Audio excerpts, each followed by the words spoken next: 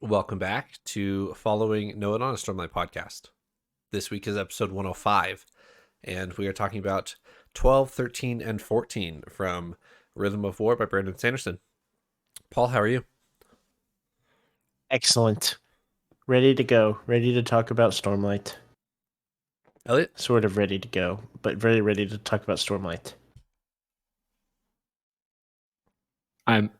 I'm good. I'm enjoying watching Paul trying to talk and write a name on a mug at the same time. I'm putting her name on the mug as we speak, and it's a bit more cantankerous than usual, so I'm using tape to aid, and this is my third attempt, but we will get there. Do we have 2 words to summarize this episode before we talk about the mug? Elliot? I do have 2 words. They are only 2 words. And those 2 words are smugglers and bounty hunters. Now, I know you're going to tell me that bounty hunters is 2 words, but it's actually hyphenated. This is a little known fact. It's not 1 word. But yes, that's okay. You're thinking of the other bounty hunters. Yes, these are bounty hunters. Correct. Bounty hunters, like hyphenated. It's one title. Which if I let that slide, then you could go all sorts with that. But Paul, what are yours? Mm-hmm. My 2 words were not meant to be together, like meaning one thing, but they kind of do. So I have relentless depression. Oh, sad. And I didn't mean for them to go together. They're 2 very different things. But then I saw it and I was like, "Oh, that's very heartbreaking." Okay, well, let's use these 4 words to talk about Rhythm of War.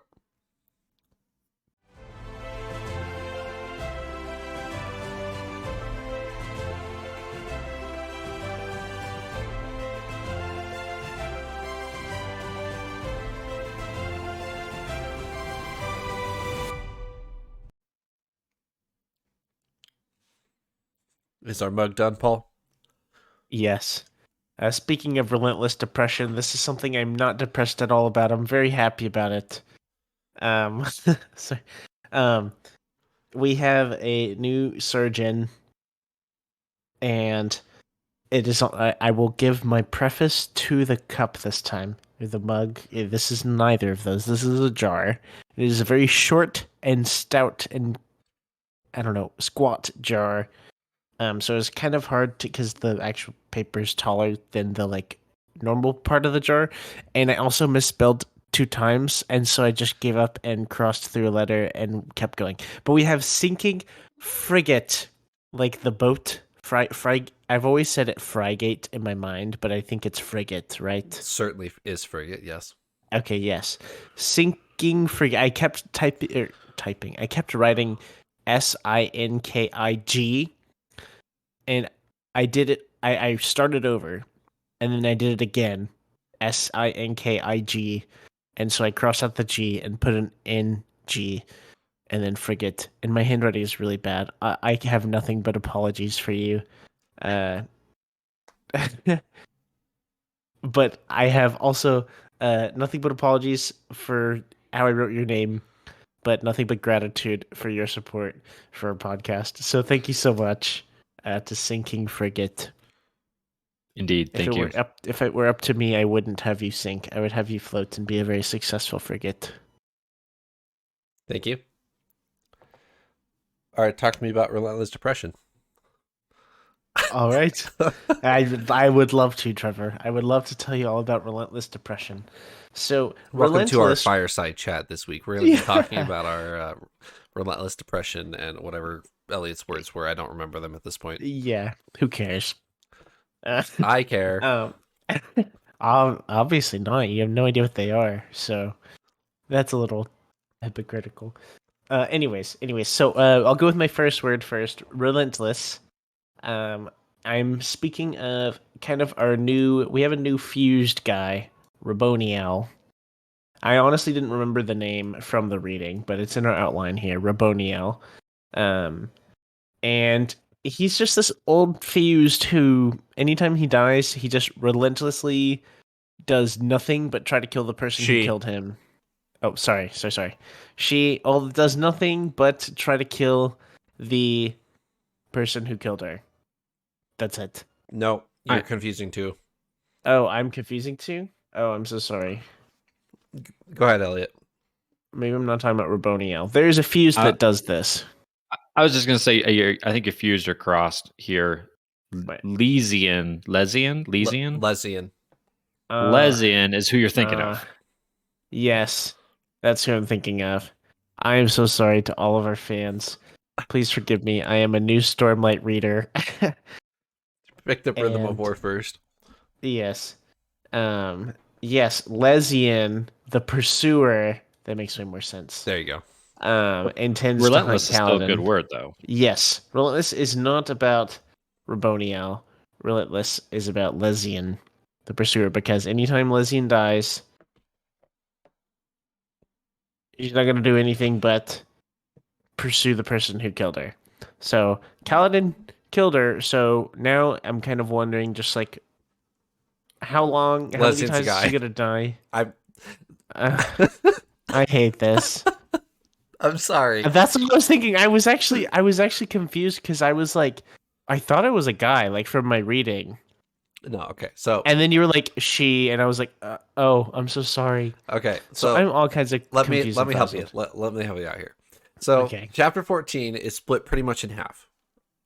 And Venli and Eshonai walk into the chamber, and Lesian, the pursuer, is the guy we saw in chapter 2 of Rhythm of War. Kaladin's beating him up in Hearthstone.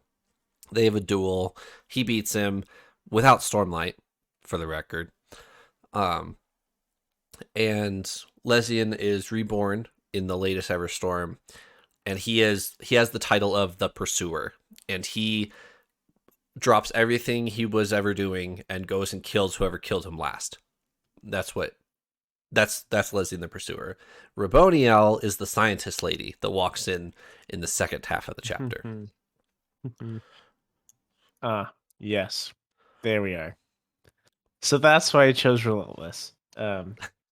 In conclusion, thank you for explaining my word for me, Trevor. You're welcome. I got very lost, and now have relentless depression. So speaking of, my next word is. I'm sorry. My next word was depression, and that's very, very sad to say, but it's related to my concern reading forward with Kaladin.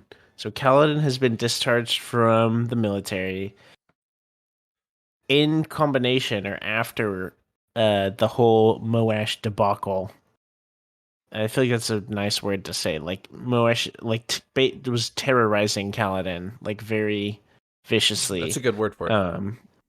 And then he's discharged, and so I'm just worried about like the depression struggles we had very like adamantly in the first book, that's going to like resurface like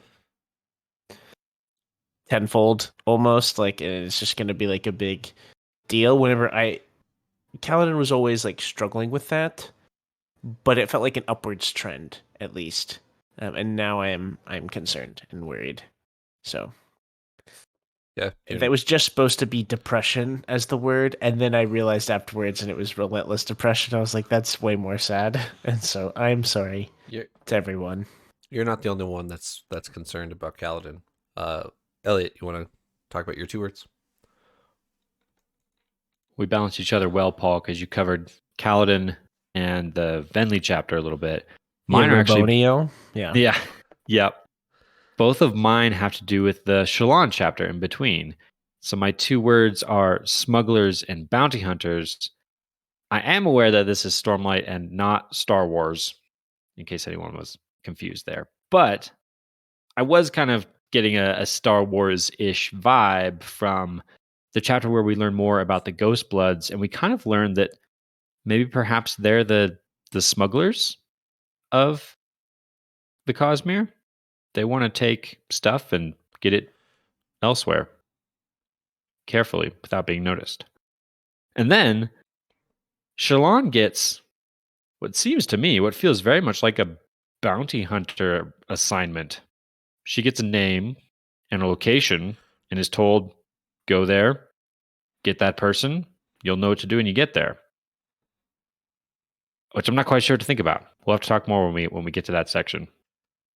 We will talk about that a lot. There's a lot going on in that scene, which we'll be talking about. But first of all, we have to look after Kaladin. And chapter 12, Kaladin shows up to Yurthiru after just getting discharged from the military last week. And Syl flies off. Doesn't even speak a word to Kaladin, just gone. And Kaladin's like, okay, well, all right, I guess I'm just going to go to my room and cry now. So that's what he does. He goes to his room, locks himself in there, and collapses in a heap, and his whole world has just collapsed in front of him. He doesn't have his outlet of windrunnerdom, or whatever you want to call it. And Syl's not there to talk to him, and he's not talking to Bridge 4 at the moment. He wants to be alone.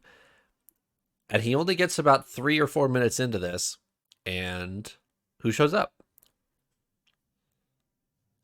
Adolin storming Kholin, as Kaladin says, with an unashamed Syl on his shoulder. So Syl is tied to Kaladin's mind and is really concerned about him as he's just been discharged. So as soon as I get to Yurthiru, she flies off, goes to get Adolin, and says, we need to keep an eye on Adolin. We need to keep an eye on Kaladin. And you need to go help him any way you can. And what is Adolin's strategy here? Drag him kicking and screaming to the party. Mm-hmm. Hey, let's go to a wedding party. That sounds fun. And Kaladin's like, he does agree to go eventually, but he's not too keen on it to start. But Adolin drags him out to go be miserable with his friends, is how he puts it. You don't have to talk, you just have to be here. And he goes and sits him down, and Shallan's here drinking herself to oblivion because she's allowed to now, as Vale. And Shallan and Adolin and Vale have a kind of weird conversation, and Kaladin's like, your guys' relationship is so strange. And Adolin's like, uh-huh. Yeah. So, yeah, what did you guys think of this scene? Okay. My first thoughts were, honestly, it made me even more disappointed in you, Trevor, from our previous, was it episode 100, when we were talking about our least favorite Stormlight characters or something like that, and you had Adolin. Oh yeah. And it made me even more heartbroken. I was like, you knew this. And you still had him up there. Because I loved this. And I thought it was funny that Syl went and got Adolin to cheer up Kaladin, just because of they're not enemies, but they're not friends. Kaladin doesn't really like Adolin. I don't think Adolin has any bad feelings necessarily towards Kaladin, but right. Just interesting dynamic. And then he just does this and is like, nope, you're not going to do this. You're going to come and you're going to be there. And that's the end of it and stuff. And then we go, and I thought it was a amusing chapter. I don't like Shallan, I think, right now. Just the multiple personalities is just craziness. And it made the whole relationship very interesting. So there's that, and yeah, make of that what you will. But those are my initial thoughts.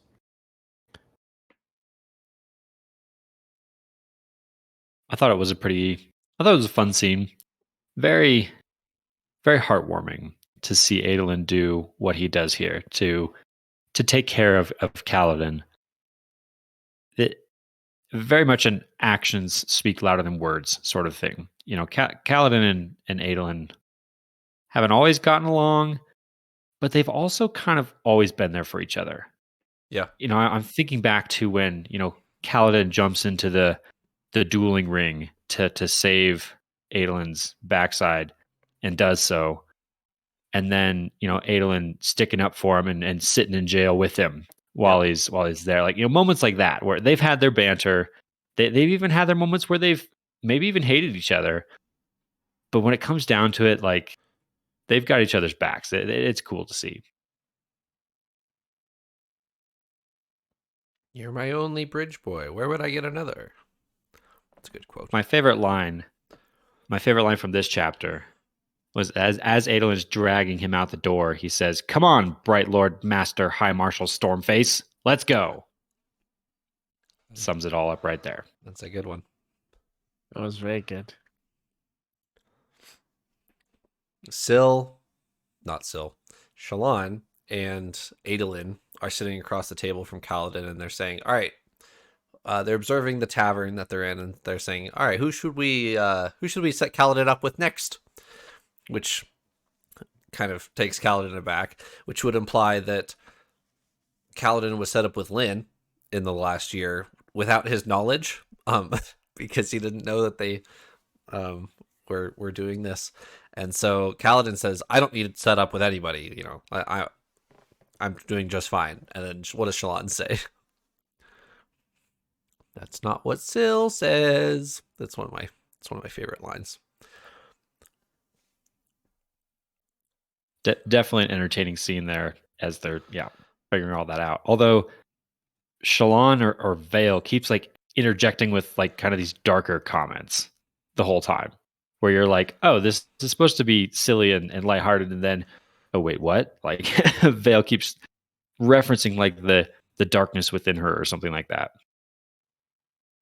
Yeah, Kaladin asks Radiant how Shallan is doing, and that whole relationship is really weird. And Radiant's like, yeah, she's okay. Well, we're getting there. So there's a whole dynamic there that's kind of strange, but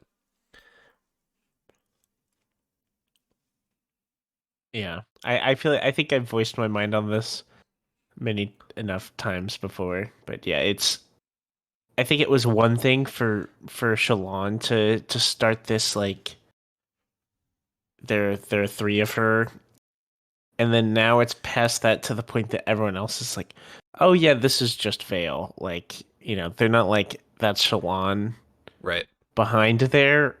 It's just kind of like, it's like the three of them are friends, and they're like, Vale, like, how's Brightness Radiant doing? Or Brightness Radiant, how's Shallan doing? Like, I don't know. I don't like it. Yeah. At some point, though, along the line here, we did learn that she's using her hair color to help out with this, where she changes her hair color for the different personalities. That, like, for some reason, I'm reading a book, I can't even see it, actually helps me a lot. Like, I can imagine that being a huge help to the people she's interacting with. You can at least, like, as you're walking up to her, know who you're about to talk to, sort of thing. But yeah, just still definitely weird. Adolin asks Kaladin how he would help Shallan. And he has two motives here. He does genuinely want to help Shallan because he's married to her and he cares about her. But halfway through Kaladin's diagnosis here of things Adolin can do to help her, he kind of stops himself and realizes that Adolin is asking this so he can get more information to how to help Kaladin. So Adolin's actually really smart here of, yo, hey, Kaladin, you're a surgeon. How would you help Shallan? Oh, well, I would, make sure she's not alone if you think she's in a bad place, and all these different things. And then Kaladin's like, wait a minute. That's what you're doing to me. Which Adolin's already doing, right? I mean, that's exactly what he just did, was pulled Kaladin out of a dark place and said, hey, you don't have to be okay, but you're going to be with us. That's... Adolin was already on the right track. Yeah. We talked at the end of Oathbringer what Adolin's reaction would be when Dalinar sits him down and says, hey, I accidentally killed your mom. That scene appears to have already happened Adolin mentions, or Kaladin mentions, that Dalinar killing Evie accidentally is common knowledge in the book that Dalinar has already published, Oathbringer. So, what are you guys' thoughts on this? That Adolin, that conversation apparently has already happened off screen. Yeah, I'm more than a little upset about this, actually. When that line dropped, I about set the book down. I was like, "What? No, that had to have been a tough scene. That had to have been emotional. That had to have been difficult for Adolin and Renarin to have to come to grips with that. And it appears like we've completely skipped over that to the point where everyone's fine with it. Like they don't even give it a second thought. And Callan just kind of mentions it offhand. I thought for sure that was going to be a key, character development scene we were going to see of Adolin and Renarin having to deal with coming to grips with the true history of the Blackthorn, their father. But apparently, maybe all that's already happened in the year we kind of skipped over. So, okay, moving on, I guess. Overall, so we're not very far into this book. We're like, what, 15 chapters? 14 chapters? Which is like a bit in a normal book, maybe. But this is Brandon Sanderson's Rhythm of War, which I'm assuming is going to have 110 chapters plus or whatever. So, like, in the grand scheme of things, we're not that far. But already, I could also just be remembering wrong. This is very much my speculation. Feels like our characters are having pretty different approaches to their problems, or there's just like a different relationship to their problems, is how I would more so describe it. I mean it with like seeing how not only how Shallan is behaving with her multiple personalities, but how people are responding to it and how it's not like as weird. I guess Kaladin makes some snide remarks, I think, about like that like this is odd or whatever. But I'm wondering if kind of problems like that are being kind of just like swept under the rug. And it feels like that's kind of what's happened with the Adolin Renarin reveal there. Of like it was just kind of swept under the rug, where before I feel like all of our problems like that were way bigger. Like way more of an integral story point. And I don't know. I don't know if Brandon Sanderson's trying to like make room for this like big Shallan reveal or Kaladin's like resurging internal pain or what. But I don't really know what to make of it. I want to give it like right now. I'm thinking I'm like not thrilled with it, but I kind of want to give it the benefit of the doubt and just like keep reading and see, because we're not that far in the grand scheme of this book. Like right now, my logical brain is telling me like, oh, we're 15 chapters in, like this just feels different. It feels like not quite the same as stuff would have been tackled before, and I'm not liking it as much. But I'm thinking it will play out further. Yeah, there's the possibility that conversation has yet to happen, and just Adolin and Renarin haven't been ready to do that yet. But the initial, emotional reaction of like we did certainly miss out on that, but there could be more of a development there. I'm wondering if it's almost like a writing pacing thing. I wonder if Brandon just felt like maybe he would agree that was a big moment, an important one, but maybe just it didn't really fit into the structure that he needed to use for this story. Maybe that was, kind of taking us in directions that he are maybe counterproductive to where he needs us to go. So maybe that was just kind of that had to get sacrificed for other plot points. Maybe I'm still a little mad about it. Maybe. You know what I'm mad about? The end of this chapter. That's what I'm mad about. Rock. I love Rock.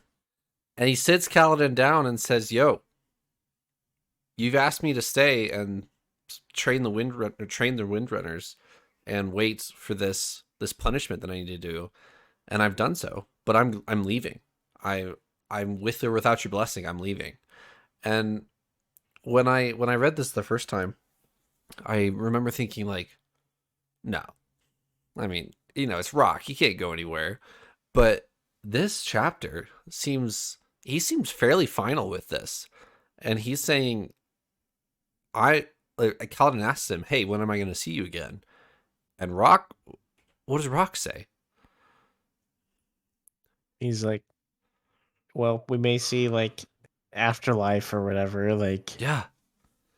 He's like, "No, this is the end of it."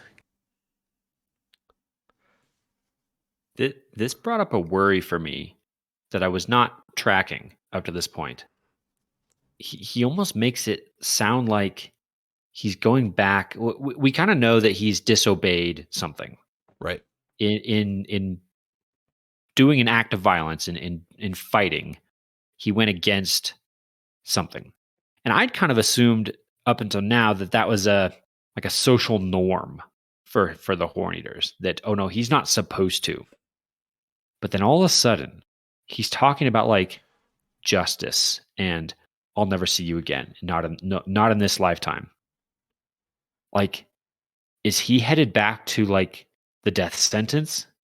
Is he going back to a people that are going to say, you've disobeyed this core law of what it means to be a Horn Eater? Your sentence is death? Like, that's almost what the implication seems to be here. Right. That was news to me. Yeah. And Kaladin checks himself because he considers for a second of going with Rock, of escorting him to the Horn Eater Peaks and maybe staying there for a time since he's just been discharged. And then he thinks to himself, well, if I did that, would I really be able to restrain myself from the justice that Rock is surrendering himself over to? And if I couldn't, then that'd be a disservice to Rock, because Rock is willing to do this and willing to sacrifice himself for me if the punishment is really that high. So he does give Rock his blessing, and we assume that Rock leaves after the scene. But man, is it a gut punch after gut punch in these chapters for Kaladin lately. It definitely is. But so we talked about it in our last episode about how chapter 10 was one of like Trevor's favorite chapter ever. And I made the comment of like, I didn't think it was, I mean, it was good, but I wouldn't put it in my like favorite chapters of Stormlight list. And I was like, maybe Trevor typoed that whenever he mentioned it to us. Maybe he meant to say something else. And I read this and I was like, maybe he meant to say chapter 12, because I could see you getting like really emotionally invested with this like Rock scene. Yeah. Because before it's kind of like, I don't know. This chapter in my head screams stuff that Trevor would like, of like the attitude Adolin kind of has of like sort of comic relief, and also just like being there and trying to help Kaladin whenever he very much doesn't want it, and then kind of like ridiculous, like fun goofiness kind of at this like party, and then the like really sad Rock release. Pet Rock is going away. I'm sorry. And yeah, and I was like, dang, like this felt way more impactful to me than like chapter 10 did, I guess. And I thought it would be one of your big chapters or something, but this was kind of surprising that it, like, we always kind of knew Rock and these Horn Eaters had these like strict codes and like rules and stuff like that, but I didn't think it would be quite like this. I thought our character still had the plot armor here, he wouldn't like go home to like atone, I guess. Yeah. We are, when we've brought this up before, we are used to our characters not really having we're assuming the plot armor is thicker than apparently it actually is, that Kaladin is in real danger of getting discharged from the army, and Rock is in very real danger of going home to whatever this punishment is. So we've said before that, you know, Elokar is really the only major, whatever the word I'm looking for is, up until this point. And Rhythm of War has hit us with like 3 or 4 like pretty heavy blows already. And we're only like 4 episodes in. Yeah, it just hasn't been in the form of like a character death. It's like a character catch and release, you know, like off into the wild you go again, and stuff. So it's nowhere near as touching as it like if Kaladin died right now, or Right. like Ruck died, and it sounds like Ruck is going to his death, but we don't know yet. I'm assuming we're gonna get to see that go down, like whatever goes on up there. We could not, but I'm kind of assuming there'll be like a chapter in there that we'll get to see. There's one of the final words that Rock says when he's leaving. What does he say that he's actually going to?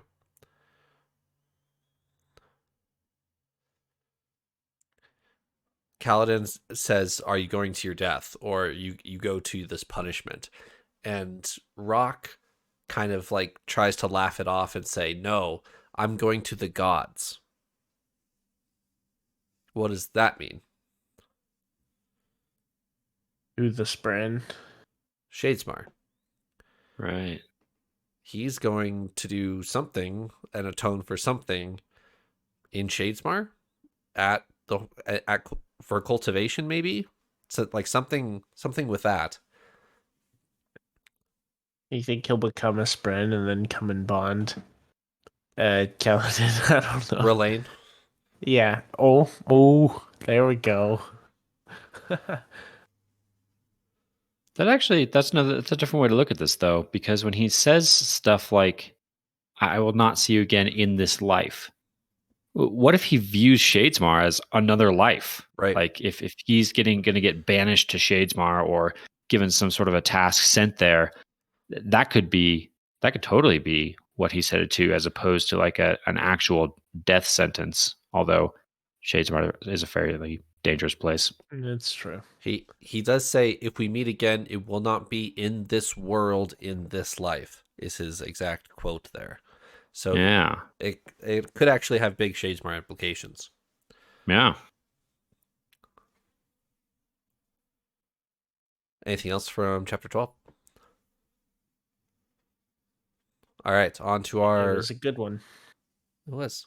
On to our Shallan chapter. She's visiting her brother, Jushu, in his room in Yorthiru, and sits by the fake hearth, the heating fabrial hearth, and starts drawing the hearth from home. And Jushu is not the most pleasant lad. He's a Devar, and he has a gambling addiction. He has a thieving addiction to feed said gambling addiction, and that has not changed since Shallan left, 2 years ago at this point or so. And so they've caught him trying to steal the heating fabrial out of the hearth to gamble with the one gemstone that's in there. Like he's doing everything he can to try to get his hand on spheres to gamble. That is the state of his gambling addiction. And Shallan still goes because he's her brother, and goes and hangs out with him.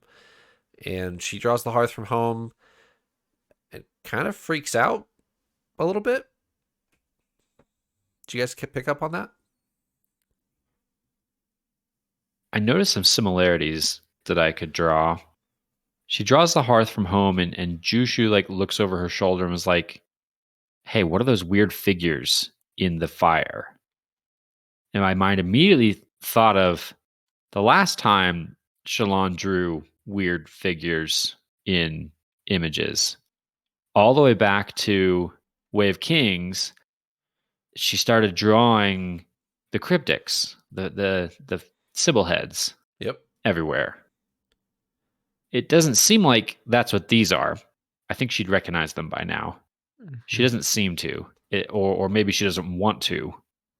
This seems maybe different, but I kind of my takeaway from this was last time we saw Shalon drawing weird unknown stuff, something pretty big happened, and here she's at it again. So these ones, I specifically remember her kind of like realizing these drawings and trying to figure out how to like play it cool. And she's like, "Oh, they could probably be seen like from the distance as flame spren." Except then you see it's like they're distinguishable people. It's like her and her brothers, I think, right? Or her and her family, like burning.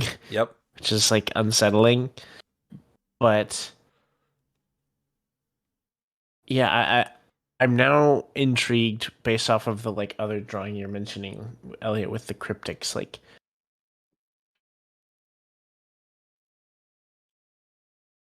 is that like? I don't know what to make of that. I don't think we have any like burning spren in description.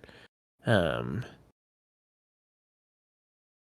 I don't know. Maybe this is probably something I'm on the side of. That's probably something different. It's probably not every time she draws weird things. It's like a prophecy-ish thing of these like spren or whatever.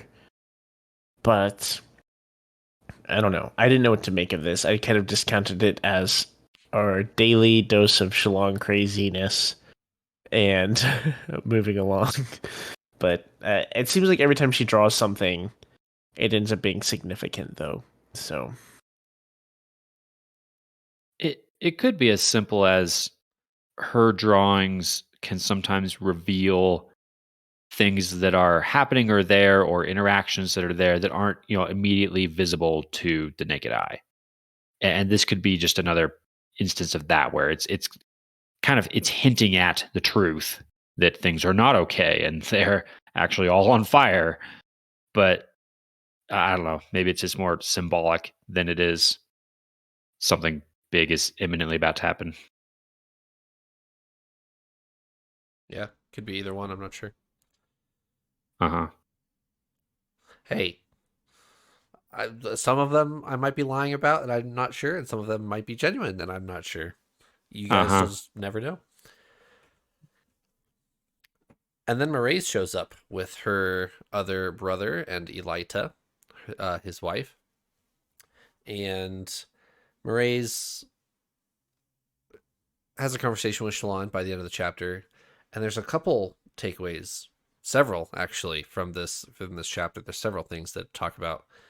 And I'll just leave it at that. Which one do you guys want to talk about first?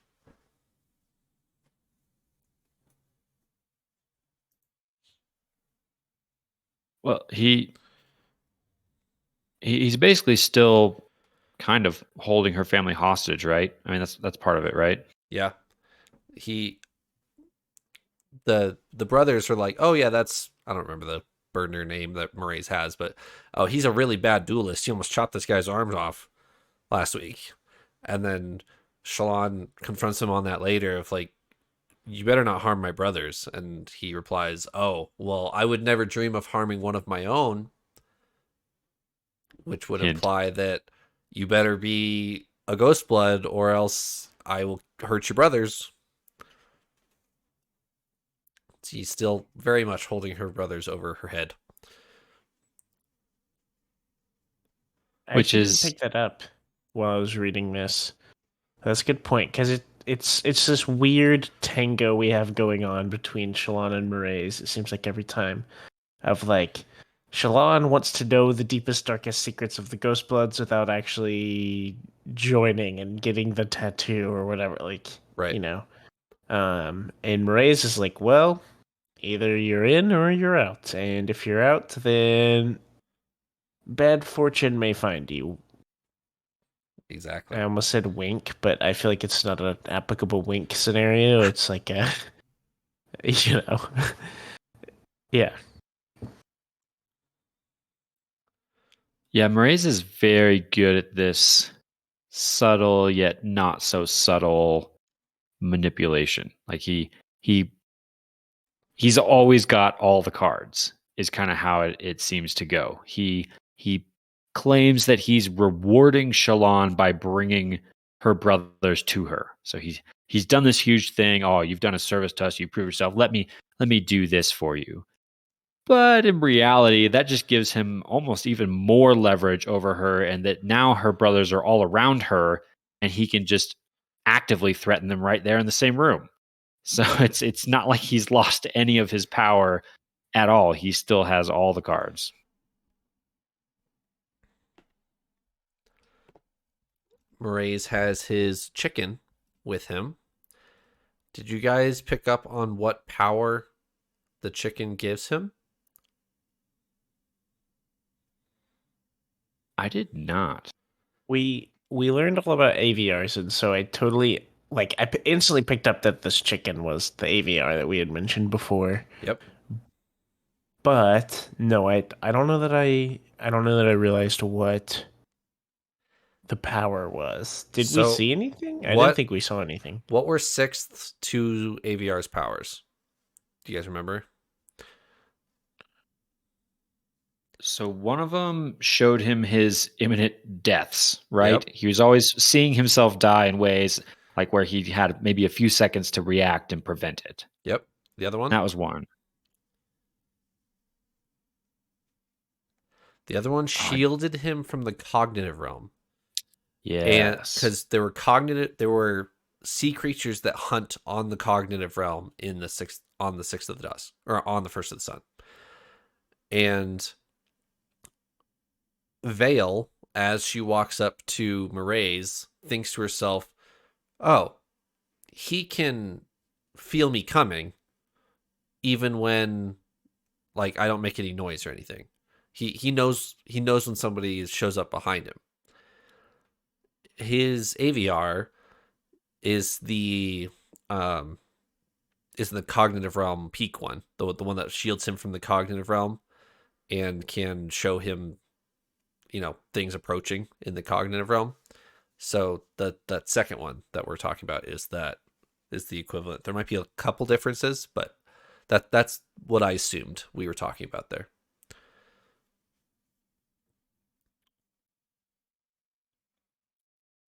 Good to know.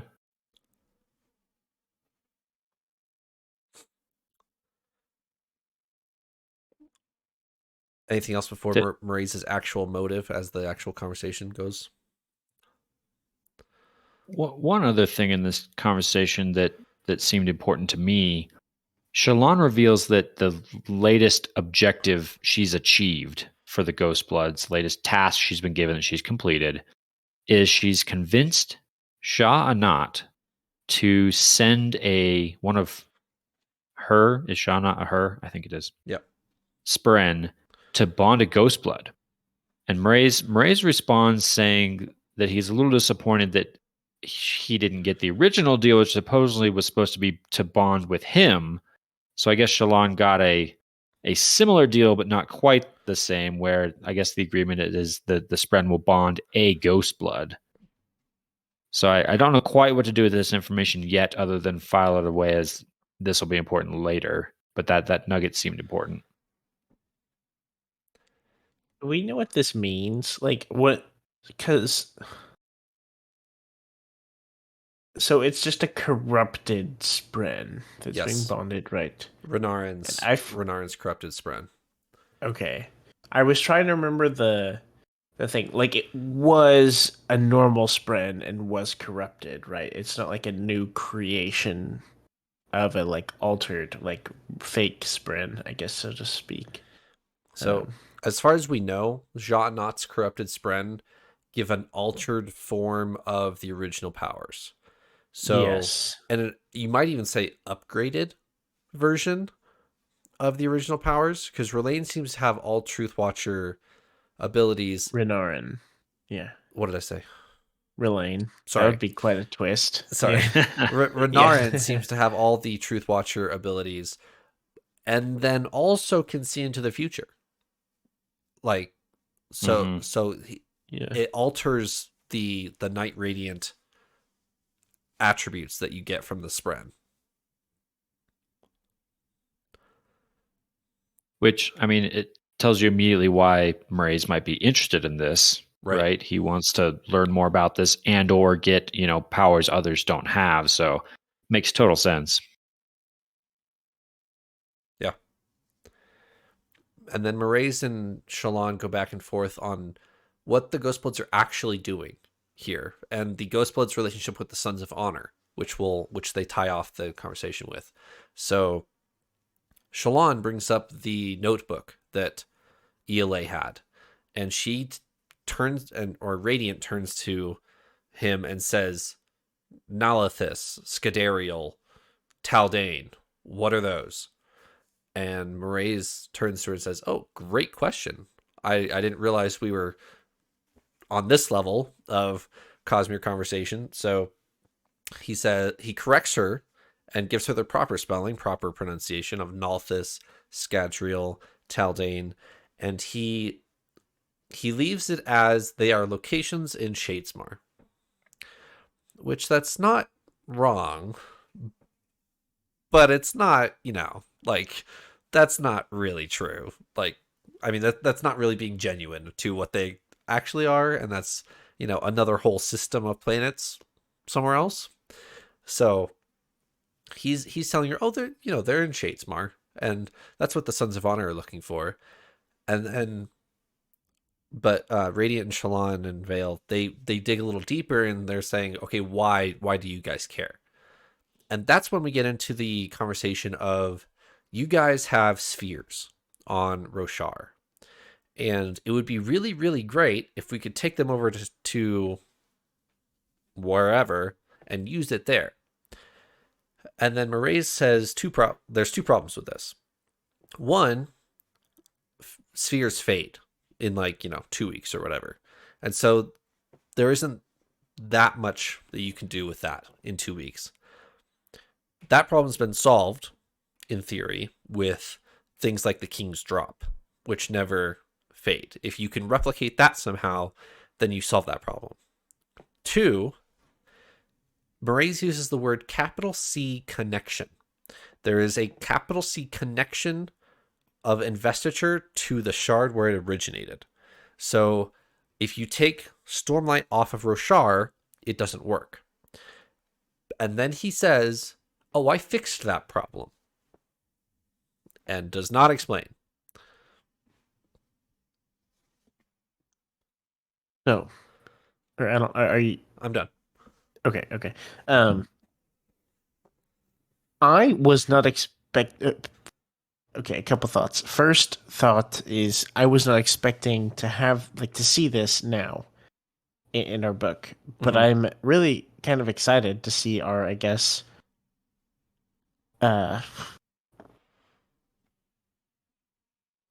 Arcanum Unbounded. Is that the right one? Yep. I keep thinking Ars Arcanum, and that's the back of the book thing, isn't it? Okay. Either one, I'll understand what you mean. Okay. Our Arcanum Unbounded talks, learning everything that we've learned. Elliot mentioned before, I think last episode, about how we are kind of ahead of the characters in that right now. They don't know about this, but we do. And this is basically us seeing that for the first time, where Mraize is briefly, somewhat explaining this to Shallan. And so it made sense to me. I was and he talks about how he's trying to sell investiture, pretty much. He's selling Stormlight elsewhere for mad profit, I assume. And yeah, it was just really neat to see that. I don't know what else that necessarily means, but it shows that's what the Ghostbloods are doing. Or at least what Mraize is, and that's definitely a much larger scale thing than I initially thought the Ghostbloods were. When they were first introduced, I was like, oh, this is a gangster group of hood rats around the city, not intergalactic, I don't know, smugglers and bounty hunters? Yeah. Yes. Yeah, exactly. Yeah, so, and that's part of the reason why, and Shallan guesses this of, oh, that's why you're looking for Urithiru, because they in the last year, they figured out, oh, we can use Oath Gates reliably to get in and out of Shadesmar. So that's why you're looking for Urithiru, because then you get the highway to Shadesmar, and you don't have to use the Horneater peaks that everybody's been using apparently.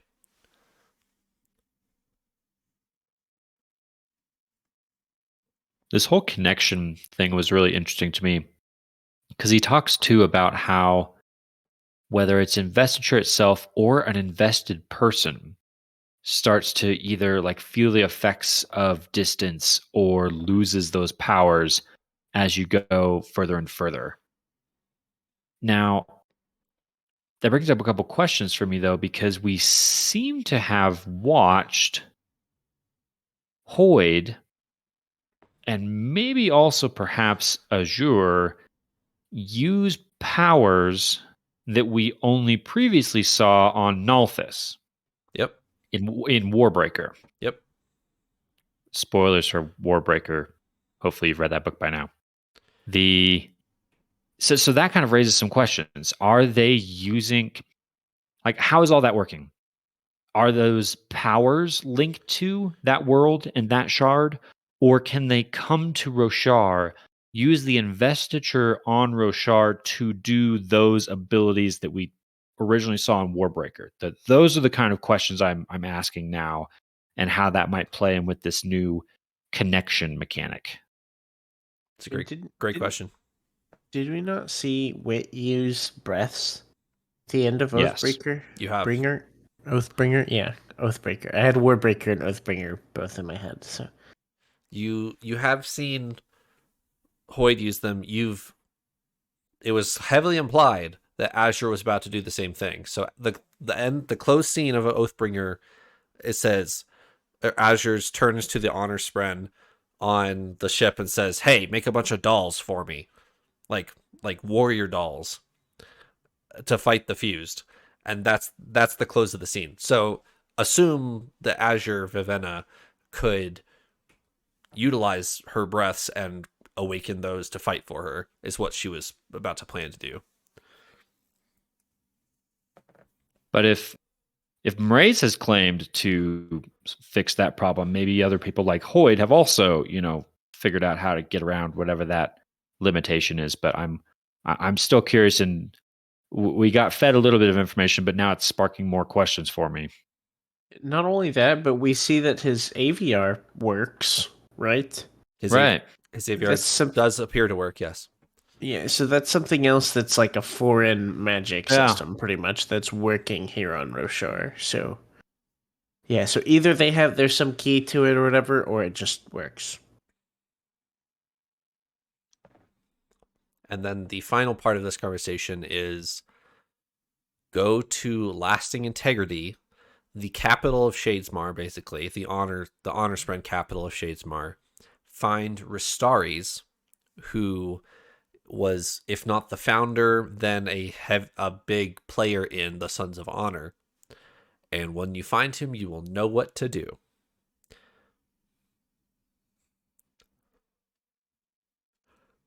Yeah, I'm just as frustrated at that line as Shallan was. Shallan's like, "Are you sure I will?" He's like, "Oh yeah, you got it." Yeah, I'm not quite sure what that might mean. I'm really not. Is it not obvious? The only way that it would be obvious to me is if Shallan will recognize the person.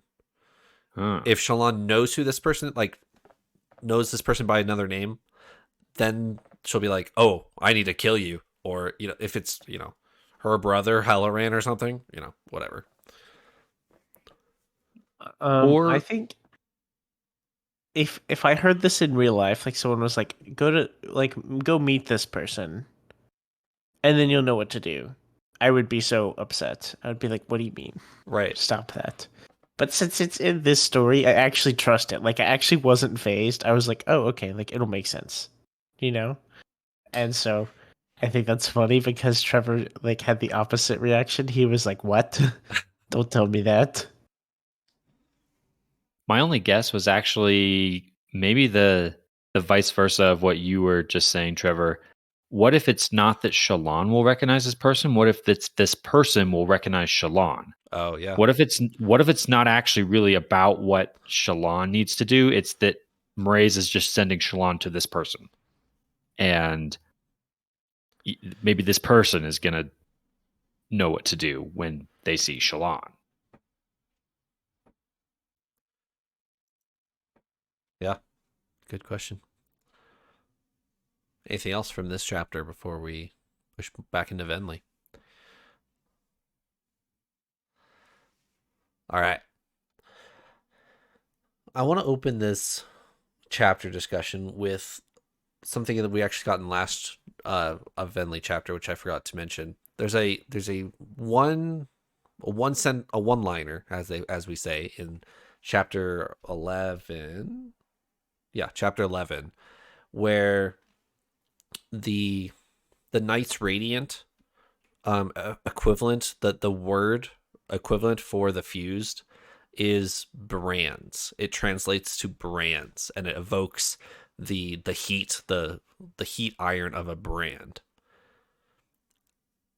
Today I was listening to this, and I thought to myself, wait a minute, Emperor's Soul. What if the difference between a regal and a fused is like a soul stamp, and you've been stamped with like a background like of being from Braze? You guys are tracking with me here, and you've been branded to be tied to Braze, and your soul returns there. It's the whole point of those stamps, right? Was like you're stamping this table or whatever, right? You stamp the table with basically a new history, right? That's believable, and so you're stamping it with this extended history of this fused, and then it improves the object. Like you get the nicer table. Yep. And if you stamp a regal and you push it to be a fused, that's where my mind went. That's really cool. I could very well see that just being a fun coincidence that it's like a sort of looks like a stamp or whatever. But if it is a soul stamp, then all they have to do is like believe they're not, right? Or like, what is it? They have to corrupt the stamp. They have they have to like mess it up a little bit, and then okay. I was thinking about the whole like stamp mechanics of like it has to be a believable history or whatever. Right. But that's a bit fuzzy. Who remembers? That's a cool observation. I like that. I like that parallel too. That's really interesting.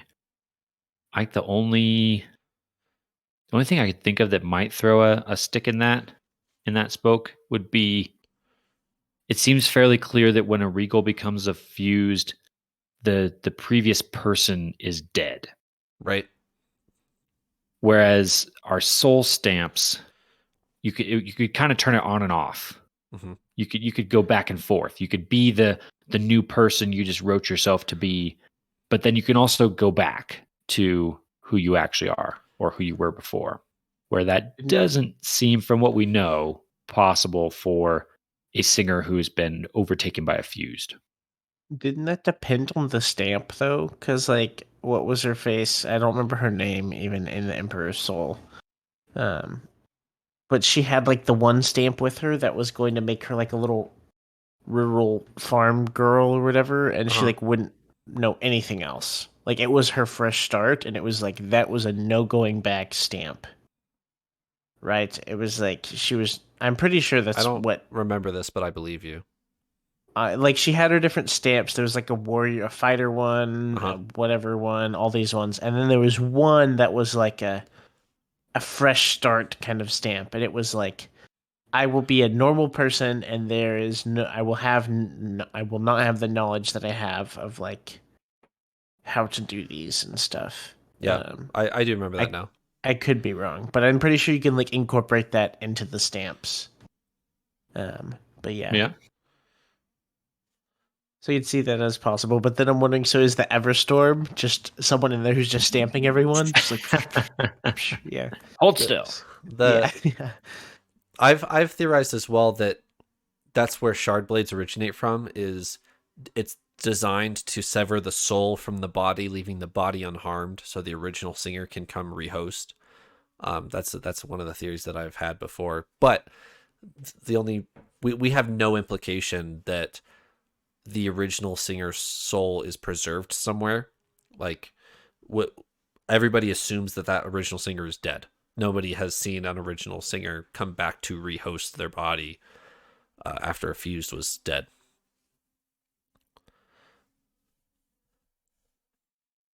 Anyway, that was just something I forgot to mention last week.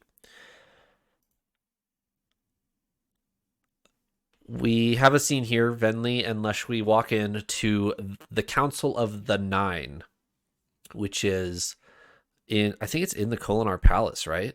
They've kind of constructed stuff around the Kholinar Palace to make it look their own. And they have encased the Nine in stone here, and it's the Jedi Council is how I view it as. There's just a bunch of old wise fused here talking about their next plan. And this is back where, Paul, you were talking about Lesian Raboniel, the pursuer lady man. And Lesian is saying, hey, I need to go hunt Kaladin because that's my whole thing. And then Leshwi speaks up and says, no, he actually killed me first this time around, so I get to do that. And Lesian's super upset about that.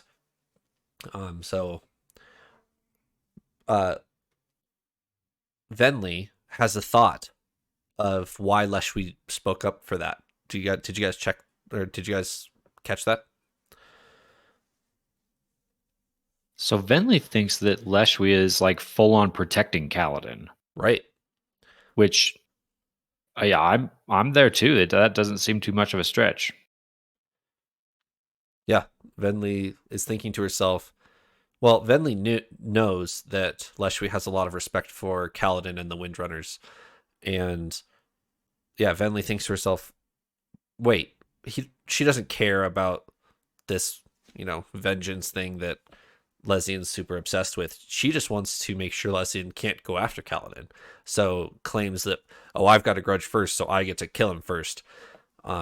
He's actually she's blocking for Kaladin." I did get the impression, though, that may not stop this guy. He seems like he maybe wanted to kind of go off the rails and disobey the council and go after Kaladin anyway. So even though Kaladin seems like he's headed for no longer being on the battlefield, I'm worried. This guy seems like he's not going to stop till Kaladin's dead, sort of thing. So Kaladin may have someone going after him for a while.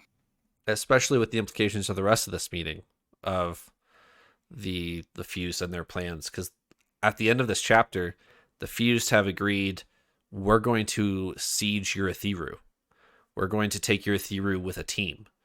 And if Kaladin is, oh, and they said we're going to use Taravangian to remove the Bondsmith and the Elsecaller. Those are the two that they're really upset about. Is Dalinar and Yasna, actually, are the two that they're really scared of. So they're going to use Taravangian to divert them somewhere. And if Kaladin is decommissioned and at home at Urithiru when this attack happens, he the pursuer just might, find him in the wrong room if this attack's going to happen.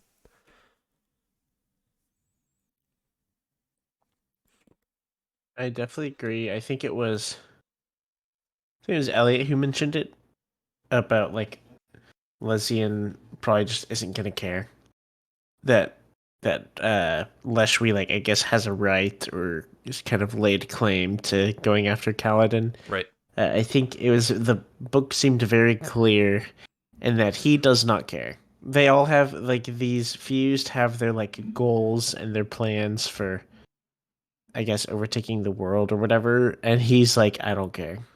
I only want to kill the person who's killed me last. Like, that's the only thing he cares about. I wonder what he'd do if, while he's trying to kill Kaladin, someone else kills him. I mean, he'd probably just have two targets, but Who knows? Yeah, I imagine he'll just continue to keep going after Kaladin. I don't think he cares. Yeah. If anyone else technically has the right to do so. Anything else about Lesian before we talk about Raboniel? So, in the second half of this meeting, Raboniel walks in, and Leshwi actually freaks out. Leshwi is thinking to herself, "Oh, this is one of those literally insane fused," but Raboniel seems to have it fairly together. She's just, her ethics might be insane, is what Leshwi is saying. Raboniel, Leshwi, and Venli kind of whisper back and forth between them of who this lady is.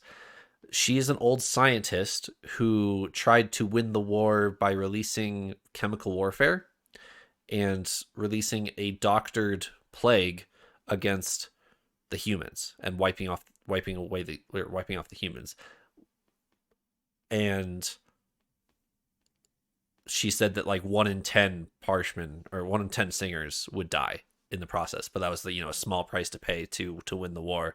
So that's her ethics of we are going to make the humans extinct is her past, and we've gotten that from a couple other fused, but and Venli points it out as well, is that there are plenty of politics and chinks in the armor of the fused, of conflicting points of view of should we coexist with the humans and kind of split Roshar, or should we just completely eradicate them, or are we just here to kill people for fun like Lesian is? So like we've got all sorts of agendas here.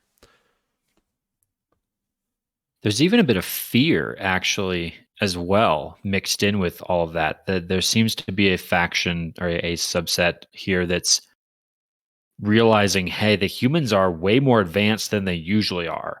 Comparing back to the thousands of years of desolations in the past, we've seen some of the flashbacks, right, where like the humans have like bronze weapons and they like leather armor, and that's the best they have. Right. Our humans nowadays are way further than that. We've got ships that fly through the air, like that. There's much more technological advancement than the singers the fused are used to fighting, so there's also that. Yeah, I do think that was one of the main points that Raboniel had of attacking Earthiru, is they're way more advanced than, well, she says we should attack the tower before they turn it on, is what she says. Before they're too strong there to stop, we need to take the tower from them. And then she talks about the same Fabrial that Navani was talking about last episode. Did you guys remember catch that? Yeah, so this dove even further into what I was kind of wondering about last week, which was similarities between the tower and that Stormlight suppressing Fabrial that they had.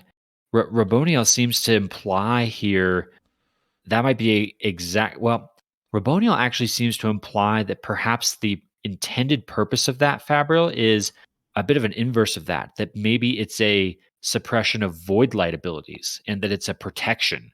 It's almost like a bubble, protection bubble that might envelop the whole city, and then any fuse that might enter into that won't be able to use their void light abilities. That's not specifically said in this chapter, I don't think, but that was kind of me piecing together a few comments here and there that might be what it was intended to be.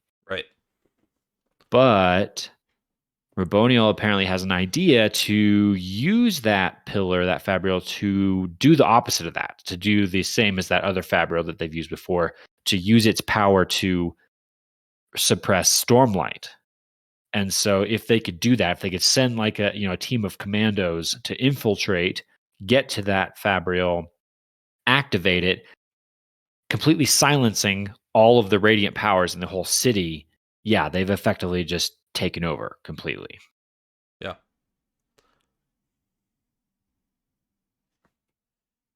And that plan has been greenlit by the end of this chapter. That is the plan that they're going to move forward with. So the only other part of this conversation that stuck out to me was Rabonio reveals her biggest fear. I think she's talking to Leshwi directly at this point, and she says, "The fear, we have to act now before they figure out that what they just did to an unmade, where Dalinar trapped the unmade inside the king's drop. It's not too much further for them to figure out that they can do the same thing to a fused." And Trevor, this ties back to a bit of the conversation we were having last week about the differences of the different types of singers. She's specifically worried about, like, this could happen to a fused and only a fused, right? It's the spren-like spirit that is the fused that could get trapped. It's not like you can do this to just a regular singer, right? Right. Okay. I want to make sure I was following that correctly. Do you guys remember what happened to Yezrian? Yes, unfortunately. Black blade, stab in the gut. The pommel of the dagger glows after he dies. Similar thing here. The fused have assumedly, like, I don't know if this is for certain or not. I'm not like confirming something for you, but I assume that the fused have done the same thing to Yezrian and have trapped him in the pommel of that blade, as opposed to just killing him, which would return him back to Braze. He says as he's dying, he's like, wait, this is different. Right. Like, he knows he knows it's, if he's dying, which I took it as he died, like, but with this information, like, it would make a lot of sense that he's, like, trapped in the pommel of that weapon or whatever. But, like, reading it, I was like, oh, they found some way to, like, literally, like, permanently kill a herald, and as he was dying, he knew it was a permanent death, right? Or knew it was something totally different. He knew it wasn't just him going to Braze again. That's the name of the other planet, right? Braze? Yep. Okay. Roshar, Braze, and Ashen.